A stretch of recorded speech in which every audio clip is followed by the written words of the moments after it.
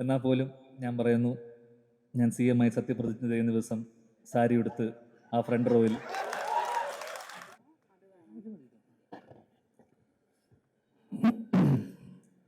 എല്ലാവർക്കും നമസ്കാരം. നമസ്കാരം. സ്റ്റീഫൻ ഫോൺ പറ്റൂ. ആദ്യം തന്നെ എൻ്റെ ഏറ്റവും പ്രിയപ്പെട്ട മാധ്യമ സുഹൃത്തുക്കൾക്ക് സ്വാഗതം. ഈ സിനിമയെ കുറിച്ച് പറയുമ്പോൾ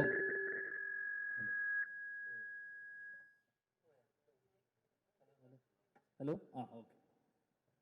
ഈ സിനിമയെക്കുറിച്ച് പറയുമ്പോൾ എനിക്ക് ഏറ്റവും പ്രിയപ്പെട്ട രണ്ടാൾക്കാരാണ് രാഹുലും നീതുവും. രാഹുലാണ് ഇതിൻ്റെ സംവിധായകൻ, നീതു ഇതിൻ്റെ റൈറ്ററാണ്. കുറേ വർഷങ്ങളായിട്ട് എൻ്റെ കൂടെ ഉള്ള ആൾക്കാരാണ്. നമ്മൾ പല സിനിമകളും ചർച്ച ചെയ്യുകയും എൻ്റെ പല സിനിമകളിലും ഞാൻ ചെയ്യാനിരിക്കുന്ന പല സിനിമകളിൽ എൻ്റെ എഴുത്തിലൊക്കെ സഹായിച്ച ആളാണ് നീതു. അപ്പോൾ വർഷങ്ങളായിട്ടുള്ള ബന്ധമാണ്. ഒരു സഹോദരനെ പോലെയാണ് രാഹുലും. നീതു ആയിക്കോട്ടെ ഒരു സഹോദരിയെ പോലെയാണ്. അപ്പോൾ അവരുടെ ആദ്യത്തെ സിനിമ എന്ന് പറയുമ്പോൾ എനിക്ക് വളരെ വളരെ വളരെ പ്രിയപ്പെട്ടതാണ്. ഒപ്പം ഇതിൽ അഭിനയിക്കുന്നത് ഈ മോഷൻ പോസ്റ്റിലൂടെ മനസ്സിലാക്കണം, ഒരു ഹൊറർ ജോണറിൽ പെടുന്നൊരു സിനിമയാണ്. അപ്പം ഹീറോ ഒന്നുമല്ല, പക്ഷേ ഉർവശി ചേച്ചിയും നവ്യയുടെയും കൂടെ ഒരു ചെറിയ വേഷം ഇതിൽ ചെയ്യുന്നു എന്നുള്ളതാണ് ഇതിൽ പ്രധാന കാര്യം. നവ്യ ആണ് ആക്ച്വലി ഇതിനെ ലീഡ് ചെയ്യുന്നത്. അപ്പോൾ നവ്യയിലേക്ക് വരാം. അതൊക്കെ ഇതൊരു മൊമെൻ്റാണ് എൻ്റെ ജീവിതത്തിൽ.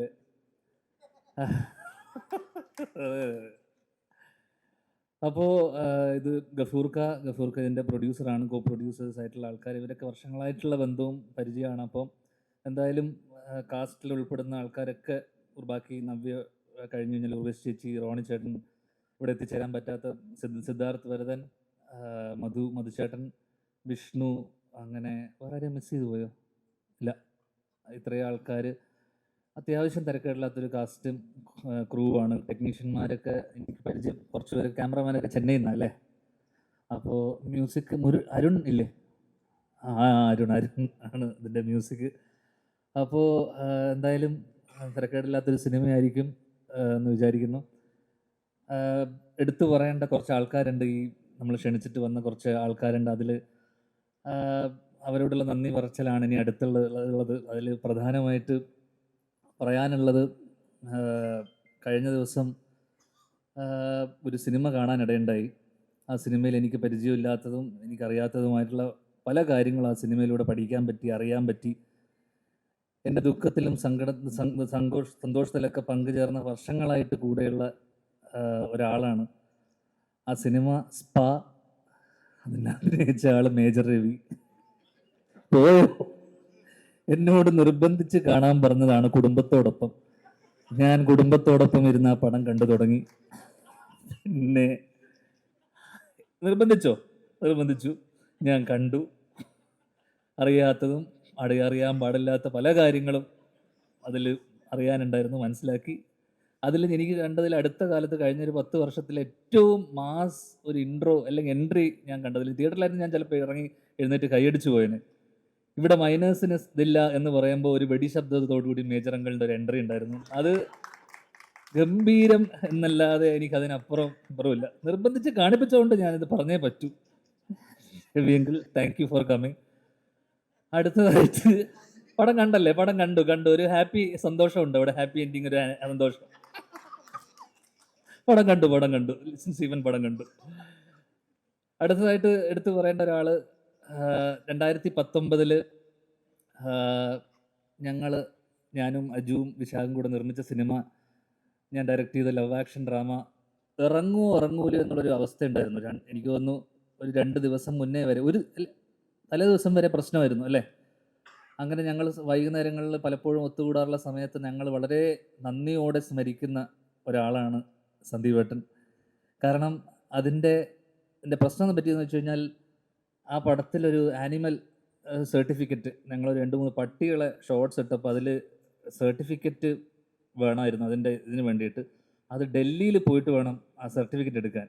അങ്ങനെ സന്ദീപേട്ടൻ അന്ന് ഇറങ്ങി പുറപ്പെട്ടില്ലായിരുന്നെങ്കിൽ അന്ന് ആ സിനിമ ഇറങ്ങില്ലായിരുന്നു. കാരണം എന്ന് വെച്ച് കഴിഞ്ഞാൽ അന്ന് ഞങ്ങളുടെ കൂടെ മത്സരിച്ച സിനിമകളെന്ന് പറയുന്നത്, ഒന്ന് ലിസ്റ്റിൻ സ്റ്റീഫൻ്റെ ബ്രദേഴ്സ് ഡേ, രാജുവങ്ങളുടെ ഫൈനൽസ്, പിന്നെ അതോടൊപ്പം തന്നെ ആൻ്റണി ചേട്ടൻ്റെ, ലാൽ സാറിൻ്റെ ഇട്ടിമാണ്. സന്ദീപേട്ടന് ലിസ്റ്റിൻ സ്റ്റീഫനോടുള്ള വെറുപ്പ് കൊണ്ടാണെന്ന് തോന്നുന്നു സന്ദീപേട്ടൻ ഇറങ്ങി പുറപ്പെട്ടു. എന്താണെന്ന് അറിയില്ല. സന്ദീപേട്ടൻ ഡൽഹിയിലേക്ക് പോകുന്നു, ഞങ്ങൾക്ക് വേണ്ടി സർട്ടിഫിക്കറ്റ് ഒപ്പിച്ചു തരുന്നു. ഒരേ കമ്മിറ്റിയിലുള്ള, ഒരേ അസോസിയേഷനിലെ ആൾക്കാർക്കിടയിലുള്ള എന്തോ പ്രശ്നം കൊണ്ടാവാം സന്ദീപേട്ടൻ ഞങ്ങൾക്ക് വേണ്ടി അത് ചെയ്തു വന്ന സന്ദീപേട്ടനെ ഈ അവസരത്തിൽ, ഈ വേളയിൽ വളരെ നന്ദിയോടെ സ്മരിക്കുന്നു. അടുത്തതായിട്ട് എടുത്തു പറയേണ്ട ഒരാൾ എന്ന് പറയുന്നത് എൻ്റെ മെൻറ്ററും എൻ്റെ ജീവിതത്തിൽ എൻ്റെ ഏറ്റവും പ്രിയപ്പെട്ട എൻ്റെ സുഹൃത്ത്, എൻ്റെ പാർട്ട്ണർ, എൻ്റെ വഴികാട്ടി, നിങ്ങൾ തന്നെ, ഇപ്പോഴത്തെ പവർ ഗ്രൂപ്പിൻ്റെ തലവനുമായ ശ്രീ അജു വർഗീസ്. ഒരുപാട് കാര്യങ്ങൾ പറയണം. അതിൽ പ്രധാനമായിട്ടുള്ള കാര്യം, ഞാൻ കഴിഞ്ഞ ഒരു 2 മാസം മുന്നേ ഈയിടെയായിട്ട് സിനിമ കുറച്ച് കുറയ്ക്കുകയും സ്റ്റേജ് ഷോയിലാണ് ഫോക്കസ് ചെയ്യുന്നത്. സ്റ്റേജ് ഷോ, പരസ്യം, അങ്ങനെയുള്ള പരിപാടികൾ. അങ്ങനെ സ്റ്റേജ് ഷോയിൽ വേണ്ടിയിട്ട് ഞാൻ ഓസ്ട്രേലിയയിലിരിക്കെ എനിക്കൊരു ഫോൺ കോൾ വരുന്നു. അതിനിടക്ക് തന്നെ എന്നെ വിളിച്ചിട്ട് ഇങ്ങനെ കുറച്ച് കാര്യങ്ങൾ പറയാറുണ്ടായിരുന്നു. അപ്പോൾ അതിനോട് മുന്നേ എന്നോട് പറഞ്ഞു, വിജയ്, തമിഴ്നാടൻ വിജയ് CM ആയപ്പോൾ ഞാൻ തീരുമാനിച്ചു അടുത്തൊരു 15 വർഷത്തിലേക്ക് CM ആവാം എന്നുള്ളൊരു തീരുമാനം എടുത്തിരിക്കുകയാണ്. എന്നെ അജു വിളിച്ച് പറയുന്നത്, നീ ആദ്യം CM ആവണ്ട, അതിനു മുന്നേ, ഇതൊക്കെ പറഞ്ഞതല്ലേ, നീ CM ആവണ്ട, അതിനു മുന്നേ അതിൻ്റെ ഒരു ബേബി സ്റ്റെപ്പ് എന്നുള്ള രീതിയിൽ ആദ്യം അമ്മയുടെ പ്രസിഡൻ്റ് ആവാം നമുക്ക്. അമ്മയുടെ പ്രസിഡൻ്റ് ആയതിനു ശേഷം നമുക്ക് 15 വർഷത്തിനുള്ളിൽ നമുക്ക് ചാരിറ്റിയൊക്കെ ചെയ്യണം, ആൾക്കാരെ പറ്റിക്കാൻ, കണ്ണിൽ പൊടിയിടാൻ ചാരിറ്റിയൊക്കെ ചെയ്ത് വിജയ് ചെയ്ത പോലെ. എന്നിട്ട് നമുക്ക് പതിയെ CM ആവാം. ആദ്യം അമ്മയുടെ പ്രസിഡൻ്റ് ആയതിനു ശേഷം CM ആവാം. ഓസ്ട്രേലിയയിൽ ഇരിക്കുന്നു. അപ്പോൾ നാട്ടിൽ ഇങ്ങനത്തെ വാർത്തകൾ വരുന്നു, ഞാൻ അമ്മയുടെ ഇതിലേക്ക് വരുന്നു എന്നൊക്കെ. അങ്ങനെ ഇടയ്ക്ക് കുറച്ച് പേരെന്നെ, കുറേ അമ്മമാരും അതിനിടയിലുള്ള അവിടുത്തെ കുറേ ആൾക്കാരൊക്കെ എന്നെ വിളിച്ച് അജു പറഞ്ഞതിൻ്റെ, അജുവിൻ്റെ പവർ ഗ്രൂപ്പ് ആൾക്കാരൊക്കെ ചേർന്ന് എന്നെ പ്രസിഡൻ്റ് ആക്കാനുള്ള വലിയൊരു പോരാട്ടം നടക്കുന്നതിനിടയിൽ ഞാൻ അയർലൻഡിൽ അടുത്ത ലാലേട്ടൻ്റെ ഒരു ഷോവിന് വേണ്ടി നിൽക്കുമ്പോൾ ഞാൻ പിന്നീട് കാണുന്ന വാർത്ത, ഞാൻ ഓൾറെഡി പ്രസിഡൻ്റ് ആവാൻ സന്നദ്ധത കാണിച്ചു എന്നൊക്കെ പറഞ്ഞുകൊണ്ടുള്ള വാർത്തകൾ വരുന്നു. ഈ പവർ ഗ്രൂപ്പ് എന്ന് പറഞ്ഞാൽ ദിലീപേട്ട നിങ്ങളല്ല, അത് അജു വർഗീസാണ്. നിങ്ങൾ ഈ പവർ ഗ്രൂപ്പ് വെച്ചിട്ട് അവിടെ ഇരുന്നു, അത് അജു വർഗീസ് ആണെന്നുള്ളത് മനസ്സിലാക്കുക. റോണി ചേട്ടൻ ഇവിടുത്തെ എക്സിക്യൂട്ടീവ് കമ്മിറ്റി, ബിനാമി, നിങ്ങളുടെ ബിനാമിയാണ്. റോണി ചേട്ടൻ ഇപ്പോഴും ഒരു S എന്നുള്ളൊരു ഷർട്ട് ഇട്ടിട്ടാണ് വന്നത്. അത് സൂപ്പർമാൻ അല്ല, അത് ശ്വേത ചേച്ചിയാണ്. വേറെ ഏതൊക്കെ അക്ഷരമുണ്ട് നിങ്ങൾക്ക്? ഇപ്പോഴും എക്സിക്യൂട്ടീവ് കമ്മിറ്റിയിൽ ഇത്രയും സ്ട്രോങ് ആയിട്ട് നിൽക്കുന്ന ഒരാൾ, ശ്വേത ചേച്ചിക്ക് ഇത്രയും സപ്പോർട്ട് കാണിച്ചുകൊണ്ട് ഇവിടെ വരെ. അതുകൊണ്ട് പക്ഷെ ഞാൻ പറയാണ്, അപ്പം അതിനിടയിൽ പല ചർച്ചകൾക്കൊടുവിൽ അജു എന്നോട് പറഞ്ഞു, എടാ അമ്മയിലേക്ക് നീ വരണ്ട, അത് ഇവിടെ കുറേ പ്രശ്നങ്ങളാണ്. കഴിഞ്ഞ ദിവസം ജനറൽ ബോഡിയിൽ ഞാൻ പോയപ്പോൾ അവിടെ കുറേ പ്രശ്നങ്ങൾ കണ്ട്. അതിനിടയിൽ പുള്ളിയുടെ ഒരു പ്രസംഗം ഉണ്ടായിരുന്നു അവിടെ. ആ പ്രസംഗത്തിനെ കുറിച്ച് പുള്ളി എൻ്റെ അടുത്ത് വളരെ വാദവരാതെ, എൻ്റെ പ്രസംഗം വളരെ ഗംഭീരമായിരുന്നു എന്ന് പറയുകയും അതിനെക്കുറിച്ച് പലരും അഭിപ്രായം പറഞ്ഞ വോയിസ് നോട്ടുകൾ എനിക്ക് അയക്കുകയും, ഈ ജനറൽ ബോഡിയിൽ അദ്ദേഹം സംസാരിച്ച കാര്യങ്ങളെ വളരെ ശക്തമായത് ഇംഗ്ലീഷിലുള്ളൊരു പ്രസംഗമായിരുന്നു, അത് പറ്റിയിട്ടുള്ള വോയിസ് നോട്ടുകൾ എനിക്ക് അയക്കുകയും ചെയ്തുകൊണ്ട് എന്നോട് പറഞ്ഞു, നീ പ്രസിഡൻ്റ് ആവണ്ട, ഇനി അത് വേണ്ട, CM ആവണ്ട, ഗവർണർ ആവാം, ഗവർണറിന് വലിയ പണിയൊന്നുമില്ല. ഇതറിഞ്ഞ ഗവർണർ കഴിഞ്ഞ ദിവസം ഒരു ഇൻ്റർവ്യൂവിൻ്റെ, ഇല്ല, വിവരക്കേടിനെ അറസ്റ്റ് ചെയ്യാനുള്ള വകുപ്പില്ല, ആ വകുപ്പില്ല, ഒരിക്കലും അറസ്റ്റ് ചെയ്യില്ല. നമ്മൾ അറസ്റ്റ് ചെയ്ത് അപ്പം തന്നെ ഇറക്കിക്കൊണ്ടുവരും, ബെയിലിൽ ഇറക്കും, ദിലീപേട്ടൻ നമ്മൾ ഇറക്കും.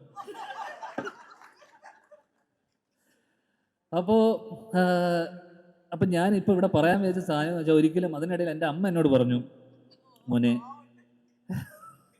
നീ അമ്മയുടെ പ്രസിഡൻ്റ് ആവാൻ പോവുകയാണെന്ന് കേട്ടു മോനെ, അത് ഒരിക്കലും പാടില്ല, അച്ഛനൊരിക്കലും ആവാത്തതെന്നതിൻ്റെ കാരണം, നമ്മൾ സ്ട്രെയിറ്റ് ഫോർവേഡ് ആയിട്ടുള്ള ആൾക്കാർക്ക്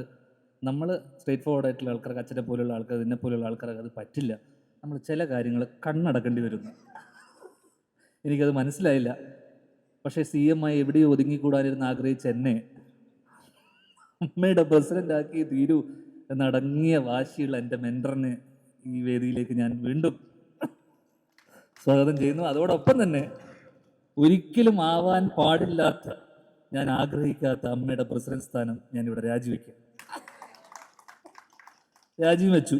ഇനി ചിലപ്പോൾ തിരിച്ചു വന്നാലും വരും. അടുത്തതായിട്ട് പറയാനുള്ളത് എൻ്റെ ഏറ്റവും പ്രിയ സുഹൃത്ത്, ഒരു വിളിക്കപ്പുറം ഉള്ള ഒരാളാണ് സാക്ഷാൽ ലിസ്റ്റിൻ സ്റ്റീഫൻ. കഴിഞ്ഞ ദിവസം ഒരു റിവ്യൂവർ എന്നെക്കുറിച്ച്, റിവ്യൂവർ എല്ലാവർക്കും അറിയാം, അശ്വന്ത്, എന്നെക്കുറിച്ച് പറഞ്ഞ കുറച്ച് കാര്യങ്ങൾ കേട്ട് എന്നെ രാവിലെ, ഉച്ചയ്ക്ക്, വൈകുന്നേരം അങ്ങനെ 3 തവണ വിളിച്ചു. ലിസ്റ്റിൻ സ്റ്റീഫൻ വിളിക്കണമെങ്കിൽ എന്തോ ഒരു കാര്യമുണ്ടല്ലോ എന്നറിഞ്ഞ് ഞാൻ ഫോൺ എടുത്തപ്പോൾ അളിയനെക്കുറിച്ച് ഒരാൾ നല്ലത് പറഞ്ഞു എന്ന് പറഞ്ഞ സന്തോഷത്തിൽ അദ്ദേഹം ആനന്ദാശ്രു പൊഴിച്ചു. കാരണം ഒരു പൊട്ടനെ പറ്റി വേറെ ഏതോ ഒരു മരപ്പൊട്ടൻ പറയുകയാണെന്നുള്ള സന്തോഷമായിരുന്നു ലിസ്റ്റിൻ സ്റ്റീഫൻ്റെ ഉള്ളിൽ എന്ന് എനിക്കത് മനസ്സിലാക്കാനുള്ള ബുദ്ധി എനിക്കുണ്ട്. ഈയിടെയായിട്ട് അദ്ദേഹം സിനിമ, അപ്പം ഞാൻ ചോദിച്ചു, അളിയൻ സിനിമയൊന്നും പ്രൊഡക്ഷനൊന്നും ചെയ്യണില്ലേ എന്ന് ചോദിച്ചപ്പോൾ ഇല്ല, ഞാനൊരു ചെറിയ ബ്രേക്ക് എടുത്തിരിക്കുകയാണ് അളിയൻ, ഞാനിപ്പോൾ അടുത്ത കാലത്ത് തിയേറ്റർ വ്യവസായത്തിലേക്ക് പുള്ളി ഫോക്കസ് ചെയ്യുകയാണെന്നുള്ള കാര്യം ഞാൻ പിന്നീട് അറിഞ്ഞു അതിനുശേഷം. പക്ഷെ എനിക്ക് പറയാനുള്ള കാര്യം അത് വലിയൊരു മണ്ടത്തരമാണെന്ന് എനിക്ക് തോന്നുന്നു. കാരണം എല്ലാ വർഷവും ഇപ്പം സിനിമയുടെ എണ്ണം കുറഞ്ഞു. എല്ലാ വർഷവും 5ഉം 10ഉം സിനിമ എഴുതുന്ന ലിസ്റ്റിൻ സ്റ്റീഫൻ്റെ സിനിമകളാണ് അദ്ദേഹത്തിൻ്റെ തിയേറ്ററിൽ തന്നെ ഓടിച്ച് കളിച്ചുകൊണ്ടിരുന്നത്. ഇപ്പോൾ സിനിമയില്ലാത്തതുകൊണ്ട് തിയേറ്റർ വ്യവസായത്തിന് ചെറിയ കേടുപാട് പറ്റിയിട്ടുണ്ടെന്ന് പറഞ്ഞു. അതുകൊണ്ട് തന്നെ നിങ്ങൾ വീണ്ടും മകനെ മടങ്ങി വരൂ, പ്രൊഡക്ഷനിലേക്ക് തിരിച്ചു വരൂ, നിങ്ങളുടെ സിനിമകൾ നിങ്ങൾ തന്നെ തിയേറ്ററിലേക്ക് ഓടിക്കൂ എന്നുള്ള അഭ്യർത്ഥനയും കൊണ്ട് ലിസ്റ്റിൻ സ്റ്റീഫനെയും ഈ പരിപാടിയിലേക്ക് സ്വാഗതം ചെയ്യുന്നു. അടുത്തതായിട്ട് last but the not the least എന്ന് പറഞ്ഞ പോലെ 2 പേരുണ്ട്. ഇല്ല 2 പേരെ കുറിച്ച് പറഞ്ഞേ പറ്റുള്ളൂ എന്ന്, ദിലീപേട്ടനും നവ്യയും. അതിൽ പ്രധാനമായിട്ടും ദിലീപേട്ടൻ ഒന്നുമില്ല, അച്ഛൻ പോയതിന് ശേഷം സ്വാഭാവികമായിട്ടും ഞങ്ങളൊരു കഴിഞ്ഞ വർഷം പ്രിൻസ് ആൻഡ് ഫാമിലിയാണ് അവസാനം ഓടിയ പടം, ഓർമ്മയിൽ എന്നും ഉണ്ടാവും. അപ്പോൾ ആ സിനിമയ്ക്ക് ശേഷം ചിലപ്പോൾ പല ബന്ധങ്ങളും സിനിമ കഴിയുന്നതോടുകൂടി അത് പലപ്പോഴും ഇല്ലാതാവും. ആ സിനിമ കഴിഞ്ഞതിന് ശേഷം എനിക്ക് തോന്നുന്നു കഴിഞ്ഞ ഒരു വർഷത്തിനിടയിൽ അച്ഛൻ പോയതിന് ശേഷം ആയിക്കോട്ടെ പലരും വിളിക്കാറുണ്ട്, ചിലർ കാണണമെന്ന് പറയാറുണ്ട്. പക്ഷേ എല്ലാ മാസത്തിലും അല്ലെങ്കിൽ 2 ആഴ്ച കൂടുമ്പോൾ ദിലീപേട്ടൻ്റെ ഒരു ഫോൺ വിളി ഉണ്ടാവും. എല്ലാം ഓക്കെ അല്ലേ, ഇതല്ലേ എന്ന് പറഞ്ഞൊരു ഫോൺ വിളി ഉണ്ടാവും. അതിനിടയിൽ അടുത്ത കാലത്ത് എനിക്ക് തോന്നുന്നു അന്ന് പോയി അച്ഛൻ്റെ മരണസമയത്ത് വന്ന പലരും തന്നെ പിന്നീട് വീട്ടിലേക്ക് വരികയോ അല്ലെങ്കിൽ കാണാൻ വരികയോ ഒന്നും ഉണ്ടായിട്ടില്ല. അതിൽ എപ്പോഴും വിളിച്ച് അമ്മ ഓക്കെ അല്ലേ അല്ലെങ്കിൽ നീ ഓക്കെ അല്ലേ എന്ന് വിളിച്ച് ചോദിക്കുന്ന ഒരാളാണ്.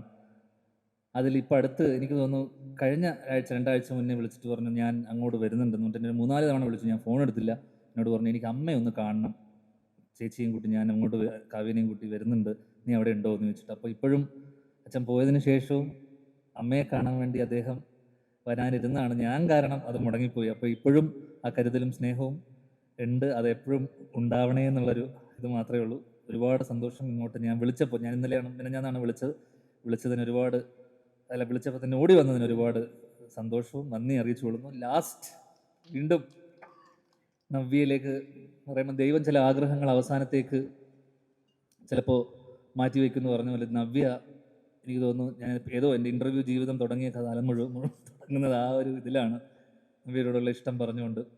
അങ്ങനെ എനിക്ക് തോന്നുന്നു അതിനുശേഷം നവ്യ കല്യാണം കഴിച്ചു. നവ്യക്ക് ഇപ്പോൾ കല്യാണം കഴിക്കാനുള്ള മകനായി എന്നിട്ടാണ് ഞങ്ങൾ അവസാനം ഒരുമിക്കുന്നത്. എന്നാൽ പോലും ഞാൻ പറയുന്നു, ഞാൻ CM ആയി സത്യപ്രതിജ്ഞ ചെയ്യുന്ന ദിവസം സാരി ഉടുത്ത് ആ ഫ്രണ്ട് റോയിൽ കണ്ണു നിറഞ്ഞുകൊണ്ട് നവ്യ ഉണ്ടാവും. അമ്മയുടെ പ്രസിഡന്റ് ആകുമ്പോഴല്ല, CM അമ്മ വന്നാൽ മതി.